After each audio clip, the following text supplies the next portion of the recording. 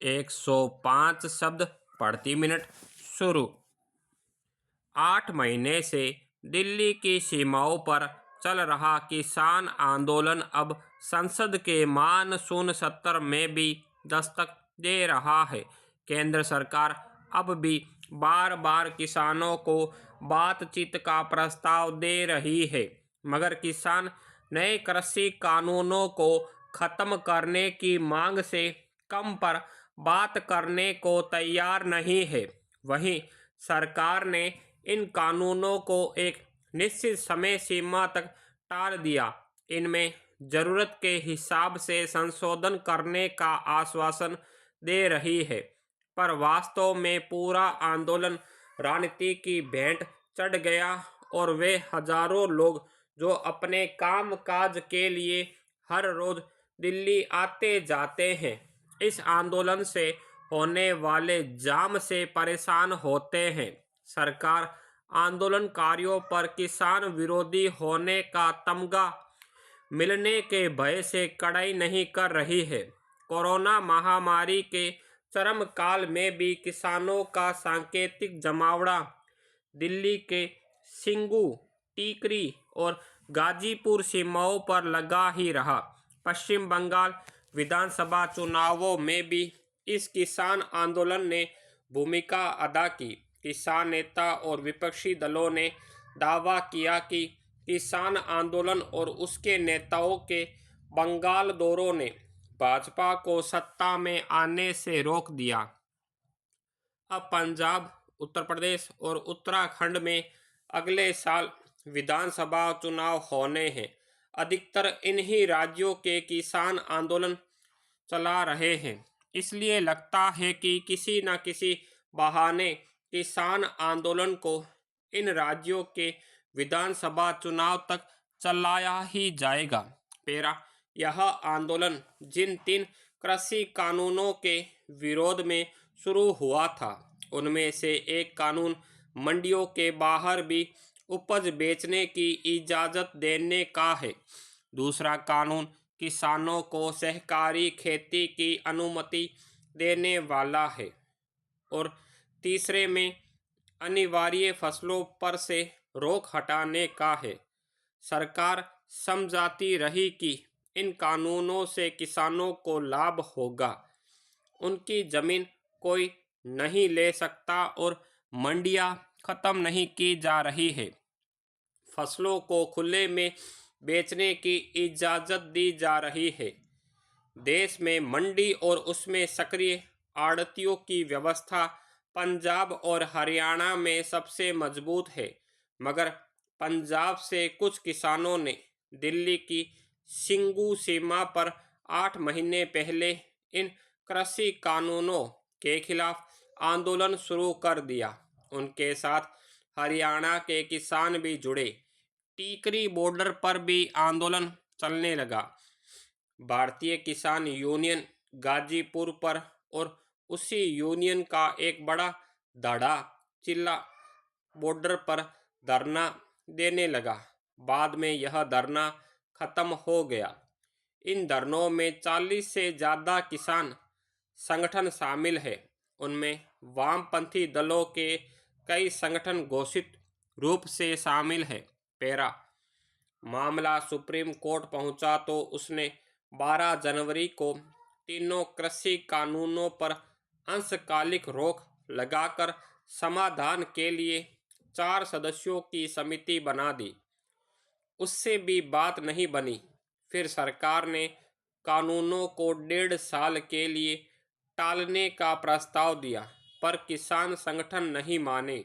इसी के साथ नए सिरे से एमएसपी पर कानून बनाने की मांग भी जोड़ दी गई। किसान संगठनों के नेता 26 जनवरी 2021 को गणतंत्र दिवस पर दिल्ली के महात्मा गांधी मार्ग पर ट्रैक्टर परेड करने की अनुमति मांगी। फिर परेड के नाम पर दिल्ली में खूब हुड़दंग हुआ। लाल किले पर तोड़फोड़ करके धार्मिक झंडा लगा दिया गया।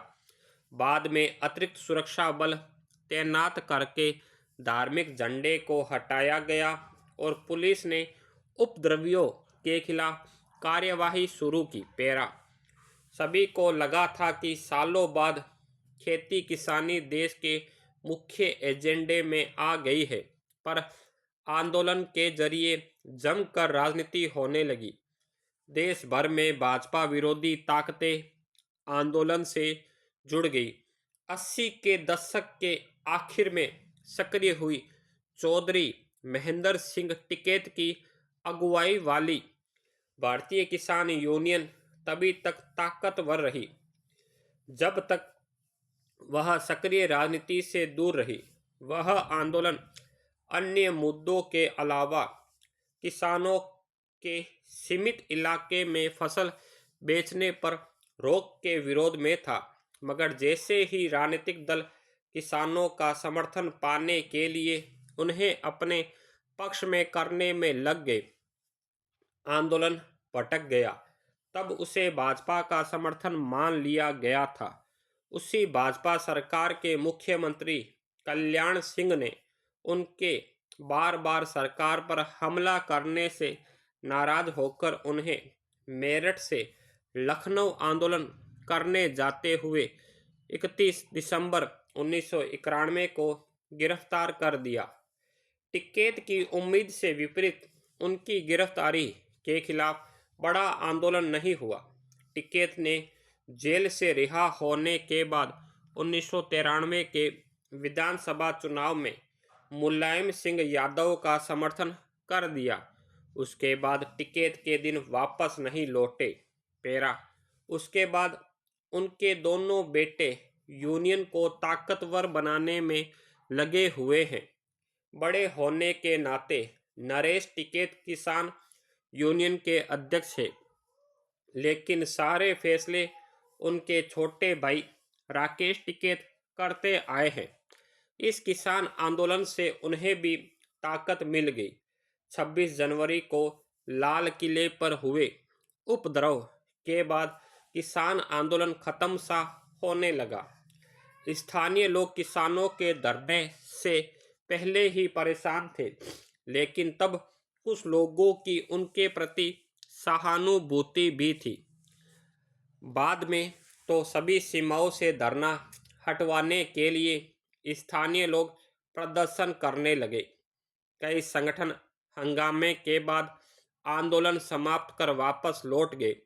गाजीपुर सीमा पर आंदोलन की अगुवाई कर रहे राकेश टिकैत किसानों के तंबू उखड़ते देख परेशान हो गए। सरकार ने भी सहूलियतें वापस ले ली। धरना हटाने के लिए बड़ी तादाद में सुरक्षा बल तैनात कर दिया गया। धारा 144 लागू कर दी गई। तब राकेश टिकैत रो पड़े थे। उन्हें रोता देख किसानों का रोष बढ़ा और आंदोलन में फिर से जान लौट आई। पर अब शायद इस आंदोलन को किसानों तक सीमित रखना इन किसान नेताओं के लिए संभव नहीं लग रहा है। पैरा अन्य व्यवसाय करने वालों की तरह किसानों को भी वाजिब कीमत पर अपनी फसल बेचने की आज़ादी मिलनी ही चाहिए। असली समस्या तो 2.5 एकड़ से कम जोत वाले 85% किसानों की है, जिनका हर तरह से शोषण होता आया है। उनके पास अपनी फसल को मंडी तक ले जाने के साधन भी नहीं है और ना ही उसे कुछ समय तक सुरक्षित रखने के लिए भंडार। वे गांव से लेकर मंडी तक आड़तियों या बिचौलियों का शोषण झेलने को मजबूर है। इसलिए स्वामीनाथन आयोग ने एमएसपी तय करने के लिए समग्र लागत में 50% जोड़कर दाम तय करने का सुझाव दिया। अभी कुल 23 उत्पादों के लिए न्यूनतम समर्थन मूल्य तय होता है, जबकि बड़ी तादाद में किसान फल, सब्जी, दूध, अंडा, मछली आदि का भी उत्पादन करते हैं। इसलिए किसानों का भला करने का दावा करने वाली सरकारों को एमएसपी में शामिल उत्पादों की संख्या बढ़ानी चाहिए। स्टॉप।